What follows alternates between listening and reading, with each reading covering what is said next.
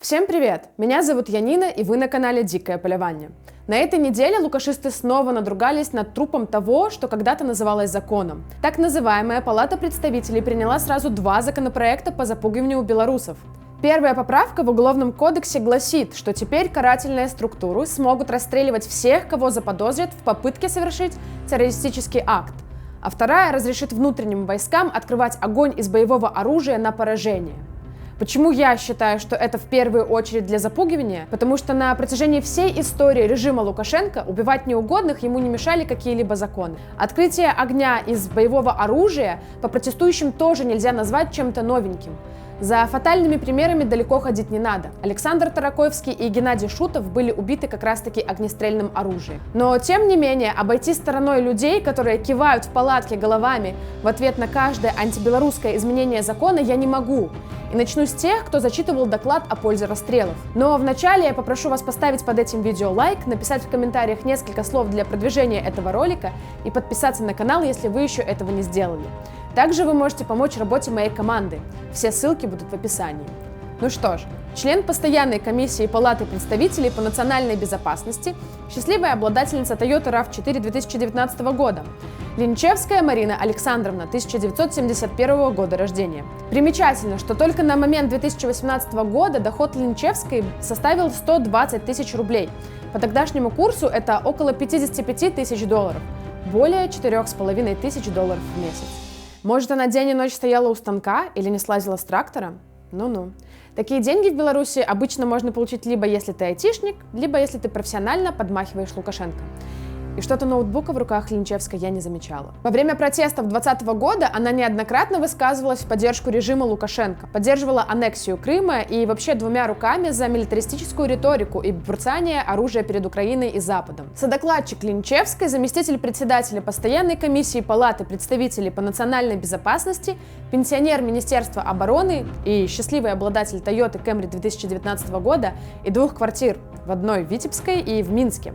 Мартынов Игорь Феликсович, 1965 года рождения. Активно поддерживал тему лишения гражданства уехавших за границу политических белорусов, выступал за ужесточение наказания за призывы к санкциям и тоже ездил за гитрейдами, рассказывая про радостную жизнь после принятия якобы новой конституции. Но если же мы уже заговорили о палатке, то я не могу обойти стороной и других одиозных жителей палатки представителей, которые своей деятельностью вредят белорусам. Ананич Лилия Станиславовна, 1960 года рождения, жилье в Минске и Минской области. Наверное, одна из самых колоритных обитателей лукашистской номенклатуры. Не пропустила практически ни одного антибелорусского законопроекта, в частности, разрабатывала проекты о недопущении реабилитации нацизма, об изменении законов, о вопросам противодействия экстремизма, об изменении законов по вопросам средств массовой информации. Суть этих проектов проста – запретить БЧБ, вырезать любые негосударственные инициативы и закрыть рот честным медиа. В последнее время активно поддерживает войну в Украине. Очень противная старушка. Но хватает там и неприятной молодежи. Член постоянной комиссии по правам человека, национальным отношениям и средствам массовой информации Палаты представителей, экс-мисс Беларусь и любовница Лукашенко, легендарная Маша Василевич. Справедливости ради стоит отметить, что в августе 2020 года Василевич посетила больницу с избитыми протестующими и извинилась за действия силовиков, сказала, что была поражена увиденным. Но ее гуманизма хватило ненадолго. Уже вскоре она предложила лишать гражданства людей, цитата, из-за участия в террористической и иной экстремистской деятельности, либо причинения тяжкого вреда интересам Беларуси. Еще один знаменитый профессиональный депутат Давыдько Геннадий Брониславович, председатель постоянной комиссии по правам человека, национальным отношениям и СМИ Палаты представителей. В 2020 году его также поплавило, когда он столкнулся с жителями своего округа. Тогда люди потребовали от него расследования по факту неоправданного насилия над протестующими. Он пообещал помочь. Вился как уж на сковородке и даже признал, что выборы были сфальсифицированы. Однако прошло совсем немного времени, и вуаля, Давыдько оправдывает насилие, требует разобраться с блогерами и журналистами, выступает за единый флаг и герб с Россией и продолжает размахивать головой, соглашаясь со всем, что ему предлагают в палатке. Но самый знаменитый подхалимщик – это бесспорно депутат Палаты представителей Национального собрания Республики Беларусь Игорь Марзалюк.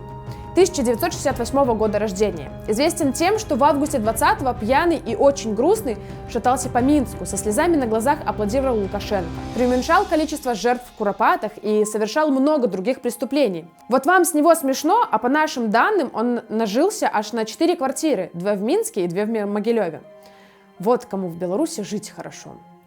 А напоследок, история может и не очень гуманная, но довольно поучительная. В 70-х в Чили к власти пришла коалиция из коммунистов и социалистов. Не без поддержки Кремля, конечно же. Они вкинули в их победу сотни тысяч долларов. Собственно, тогда Чили начало сближение с СССР. И быть бы ей депрессивной социалистической латиноамериканской страной типа Кубы или Венесуэлы, если бы не решительные действия патриота и христианина Аугусто Пиночета.